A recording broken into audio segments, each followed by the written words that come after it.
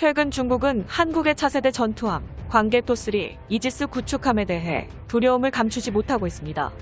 중국이 한국 해군의 차세대 구축함에 대해 우려를 나타낸 이유는 역시 신무기 개발에 어마어마한 투자를 통해 세계 군사력 순위 6위에 등극한 강대국 한국이 다목적 현무미사일 발사형 이지스 구축함이라고 불리는 광개토3 구축함 건조를 선포했기 때문입니다. 중국의 신화닷컴에서는 바다를 위협하게 될 한국군의 배수량 만톤급 대형 군함 광개토 군함이라는 게시글이 올라왔군요.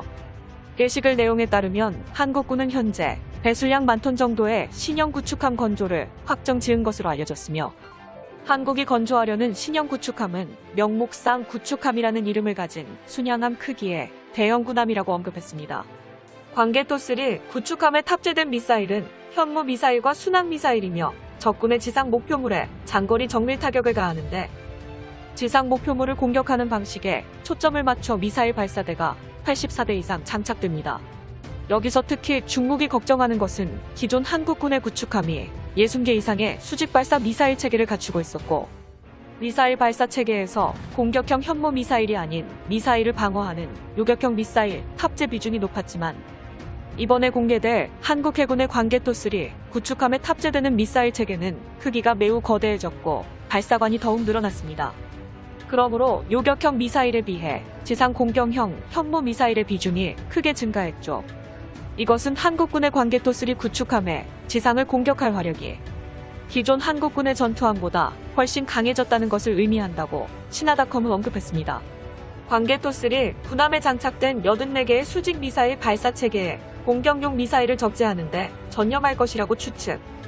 한국이라는 나라 자체가 미사일 전력을 중요하게 여기는 것과 동시에 장거리 정밀 타격을 확실시하기 위해 군함에서 탄도 미사일을 발사할 수 있을 정도로 기술력을 발전시킨 세계에서 몇 안 되는 국가 중 하나라는 발언과 동시에, 현무 미사일은 과거 미국이 이라크 영토를 초토화시켜버려 인민해방군의 우려를 만들었던 토마호크 미사일보다 기술적으로 진보되었고 폭발 성능이 강력하다는 평가를 내렸습니다. 광개토3 구축함에 들어간 현무 미사일의 시스템은 미국과 공동으로 사용할 스파이 이지스 레이더와 통합되어 여러 표적을 동시에 공격하는 다목적 타격 지정이 가능. 한국군은 수십 년 동안 장거리 정밀 타격 능력을 중시해왔으며 탄도미사일 프로그램이 지속적으로 발전함에 따라 군함에 탑재되는 현무 미사일은 한국군이 공격할 수 있는 수단 중 가장 강력한 무기가 되었습니다. 중국 신화닷컴의 평론에 따르면 중국이 생각하는 한국 해군의 군사력 평가는 이렇습니다. 한국이 차세대 전투함을 연속적으로 건조하는 이유는 한국의 주변국인 중국과 일본, 북한을 억제하기 위한 것일 수 있다라며, 중국과 한국이 계속해서 갈등을 겪고 바다에서 영토 분쟁과 자원 분쟁에 직면해 있다. 이처럼 과거부터 현재까지 한국과 중국 사이의 긴장은 급격히 고조되고 있다.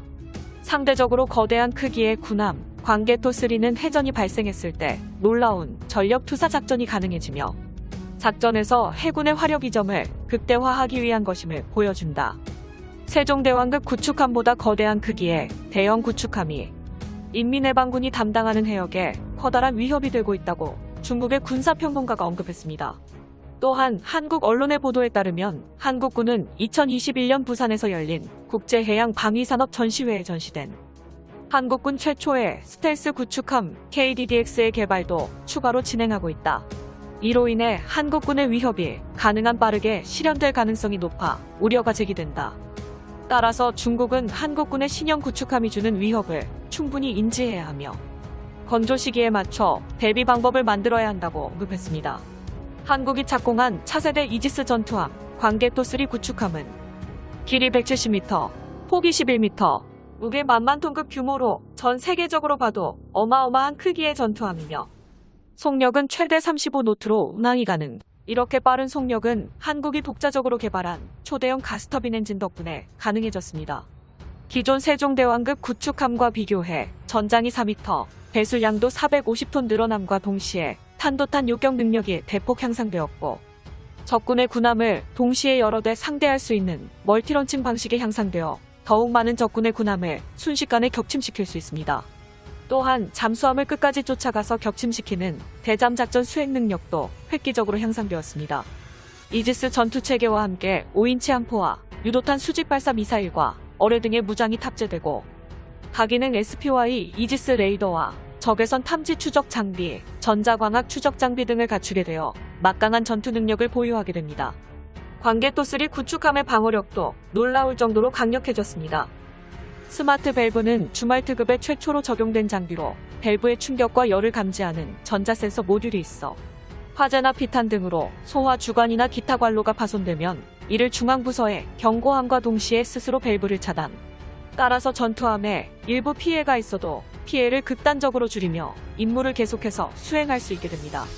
광개토3 구축함은 데미지 컨트롤 체계의 자동화와 함께 대한미사일 피격 시 발생하는 폭풍 파편 피해를 최대한으로 줄이고자 100% 한국산 고경도 강철로 제작된 폭발 강화 격벽과 박스거더를 사용합니다. 이처럼 강대국 한국의 해군력 증강을 위한 광개토3 구축함에 중국은 진심으로 두려움을 감추지 못하고 있군요. 한국 해군이 운용하게 될 차세대 기함 광개토3 구축함의 강력한 성능에 중국 네티즌들은 어떻게 생각하고 있을까요?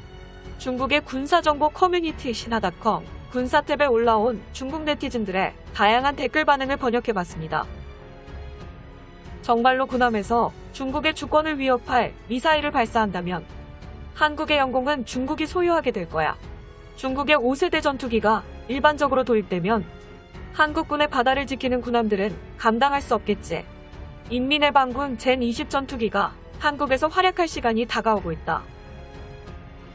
광개토 구축함 사업같이 한국의 제조업 기술과 조선업 수준은 중국과 비등하다.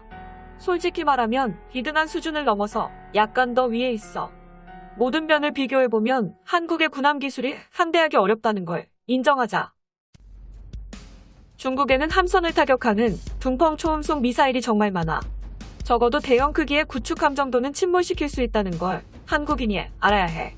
한국이 중국 인민의 정당한 영토와 역사를 외면한다면 정말로 둥펑 미사일을 쏴서 광개토를 가라앉히고 싶어질 거야. 이름부터가 마음에 들지 않아. 광개토라니. 무기를 만드는 한국에 호의를 베풀 마음은 전혀 없다. 한반도가 오랫동안 통일되지 않는 방식을 중국은 지지하자. 현상 유지에 집중해야 해. 분열된 반도가 중화 인민들에게 더욱더 이득이다. 대만도 한국도 미국의 앞잡이들이 정말로 전쟁을 원하고 있네. 중국을 위해서 봉사하는 국가는 주변에 아무도 없니? 봉사하지 않으면 분노한 인민해방군의 침공과 영토가 점령되는 걸 원하는가? 한국은 군함을 폐기시키고 전쟁 위협을 종식해. 고대부터 중화민족에 투쟁하는 것은 전혀 쓸모가 없어. 유목민처럼 투쟁하다가 멸망해버리는 게 다반사였다. 군함에서 발사하는 미사일 같은 건 중국에 제대로 날아오진 않을 거야. 그것보다 한국이 중국에 미사일 쏘면 그대로 전쟁인 거고. 그렇게 되면 한국 국적이 어떻게 소멸되는지 생각해보라고. 어리석은 한국은 국비 강화를 준비하기 위해 막대한 지출에 대비해야 합니다. 그러나 감당하지 못하고 파산할 수도 있겠구나. 남은 기업들은 중국의 국영기업이 가져가겠어. 한국의 미사일 구축함 광개토3의 건조 소식에 중국은 발칵 뒤집힌 상황. 이성 잃고 정신 승리하며 한국을 무시해봤자 현무 미사일을 탑재한 광개토3 구축함은 가까운 미래의 서해 지역에서 중국 영토 전역을 24시간 조준하게 될 것입니다. 강대국 한국의 강대한 미래와 영원한 자주 국방을 위하여.